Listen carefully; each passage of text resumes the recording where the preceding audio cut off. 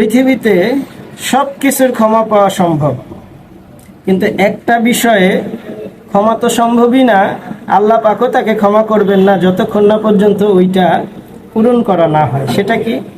সেটা হচ্ছে বান্দার হক, কারো হক নষ্ট করা। এই জন্য এইটা এত ভয়াবহ একটা অপরাধ যে আল্লাহ তাআলা স্বয়ং এটাকে মাফ করবেন না যতক্ষণ পর্যন্ত বান্দা তাকে মাফ না করে। এই জন্য ভুলভ্রান্তি হতেই পারে, অনেক না বুঝে অনেক অন্যায় অপরাধও হতে পারে, কিন্তু বুঝে আসা মাত্র সেটাকে কারেকশন করা, চেষ্টা করা।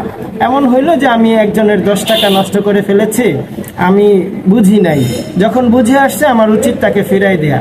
সে যদি দুনিয়াতে না থাকে তার ওয়ারিসদেরকে ওইটা বুঝাই দেয়া, তাকেও যদি না পাই অন্তত তার নামে ওইটা দান সদকা করে দেওয়া সওয়াবের নিয়ত।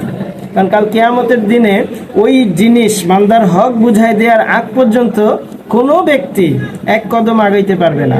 এখন কেউ যদি এমন হয় যে সে বুঝতে পারে যে আমার ভুল হয়ে গেছে, আমি এটা থেকে সত্যিকার অর্থে অন্তর থেকে তওবা করতেছি, তখন আল্লাহ তাআলা তাকে মাফের একটা ব্যবস্থা করে দিবে এইভাবে যে যখন আপনার দিলের অবস্থাটা শতভাগ সলিড, তখন আল্লাহ তাআলা ওই ব্যক্তিকে ডাকবে, ডেকে তাকে এমন একটা পুরস্কার দেখাবে যেটা দেখে সে পাগল হওয়ার মতো অবস্থা, যে আল্লাহ এই জিনিস কে পাবে, নিশ্চয়ই সে অনেক বড় নেককার, অনেক বড় বুজুর্গ মানুষ।